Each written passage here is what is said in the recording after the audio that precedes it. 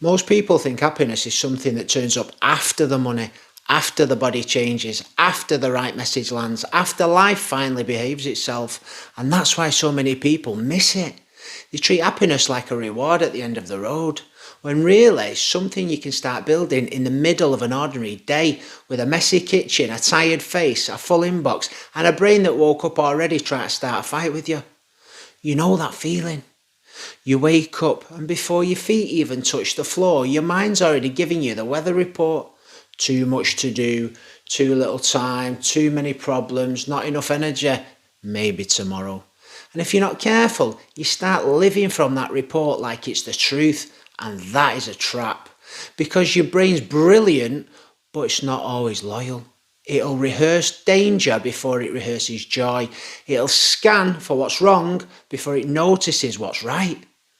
It's trying to protect you, but sometimes it protects you straight into a bad mood, a bad day. And if you repeat that enough, a bad life. So let me tell you something simple. Happiness is not just a feeling that lands on lucky people. It's a direction, it's a practice. It's something you can help your brain move towards easily. Not with fake smiling, not with pretending life's perfect, not with silly little quotes stuck on a mirror while your nervous system's doing backflips in the bathroom. I mean real things, simple things. Things you can actually do. Things that are backed by psychology and movement and human behaviour. 3 real life hacks that help your brain shift, not because you're weak, because you're human. And the first one is this. Move before your mind asks you for permission. And that one matters more than people realise. Because when your head's heavy, your instinct's to sit still and think your way out of it. But some moods don't want a committee meeting, they want movement. Sometimes the fastest way to change your mind is to change your body. Go for a walk, do 10 minutes round the block. Put on a song and move through the house like you mean it. Do squats while the kettle boils, stretch your spine, swing your arms, get daylight on your face. Get your breathing up and get your blood moving. And I'll tell you why. Because the brain that you're trying to fix is attached to a body. And when the body stays parked, stress parks with it. So many people sit there waiting to feel motivated before they move. But in real life, that often works the other way around. You move first and the motivation catches up behind you like a late friend jogging over the road. I've seen this in ordinary life more times than I can count. You feel flat, you feel irritated, you feel like the day's already against you. Then you go out for 10 minutes, come back in and somehow the room feels different. The problems are still there, but you're not sitting underneath them in the same way. And that isn't magic, that's a state change. And the beauty of it is this. You don't need the perfect workout. You don't need matching gym wear. You don't need to become some mountain climbing philosopher by 9:30 in the morning. You just need to stop negotiating with gravity and move. The second one is this. Give your brain something better to notice. This is where gratitude comes in, but not the cheesy version, not the version where you're meant to be delighted by a biscuit and pretend that your whole life's better. I mean deliberate attention. Because whatever your brain practices noticing, it gets better at noticing it.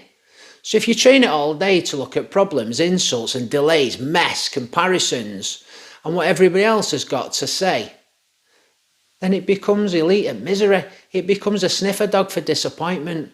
But if you interrupt that pattern and teach it to catch what's working, what's warm, what is decent, what is still possible, something will shift. And here's a simple way to do it. At some point in the day, maybe in the morning, maybe before bed, name 3 things that were genuinely good. Not grand, not dramatic, just real things. The tea was nice, that person smiled at me. I handled that call better than the old me would have. The sky looked ridiculously nice. Anything. My son laughed, I got outside, I didn't quit on the day. And then that really starts to matter, because your life's not only made of major events, it's made of moments. And if you never stop to register them, your mind keeps acting like nothing good's happening, even when goodness is all around you. There's a strange kind of sadness in that, living in a life that contains warmth while training your brain to only remember the cold. So no, This isn't about becoming naive. It's about becoming accurate. And accurate people notice both things. They notice the problem and the possibility. They notice the pressure and the progress. They notice the bruise and the healing. And that's the strong way to live. The third hack is the favourite. Gets you out your fog really fast. Do one small kind thing on purpose. Not because you're trying to win sainthood by lunchtime, not because you need applause, and not because you're trying to become the patron saint of emotional admin. Do it because when you're trapped in your own head, one of the fastest ways out of it is to become useful. Send a nice message, make a kind call, compliment somebody properly, pick something up for somebody, check in on that friend that you keep thinking about. Make somebody's day a little lighter, even smile first. Hold open a door, thank somebody like you actually mean it. Some things you just need to do. It makes your world bigger. And that's important because unhappiness can be very inward. It can pull stress, my fear, my problem, my disappointment, my overthinking, my moods. Kindness breaks that spell. It reminds the brain that you're not trapped inside a sealed box called me. You're in a world with people, with movement and connection, with moments that can still be shaped. And connection changes people. You know this already from life. Think about the difference between sitting alone with your thoughts for 3 hours, building a courtroom in your own mind, and then one real conversation with somebody that you love. One decent laugh, one honest exchange, one moment where somebody sees you. The facts of your life may not have changed, but the experience of being alive has. And that's not a small thing. So when people ask, how do I become happier? I think they often ask the wrong question. They ask it like it's a personality type, like some people were born standing in sunlight and the rest of us have to stand in the shade and clap. And I don't buy that. I think a lot of happiness is behavioural. I think it's built. I think it grows when you stop worshipping your most and worst thoughts.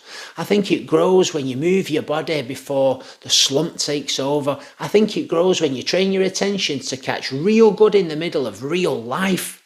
And I think it grows when you stop circling yourself all day and become useful and connected, warm and present.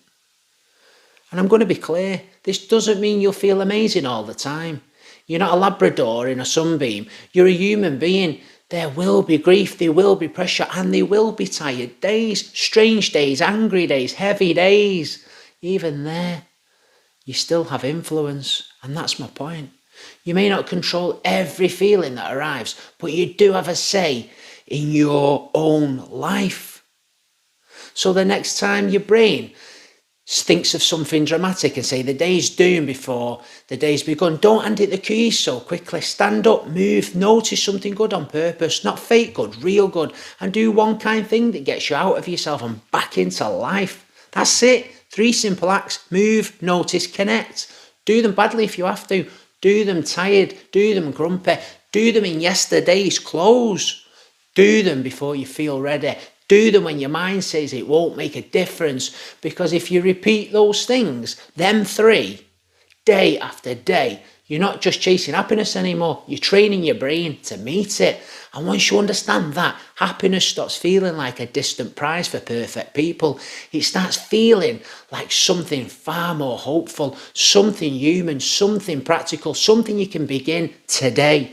So if today's felt heavy, don't make your first move tomorrow. Make it now. Walk, notice, reach out.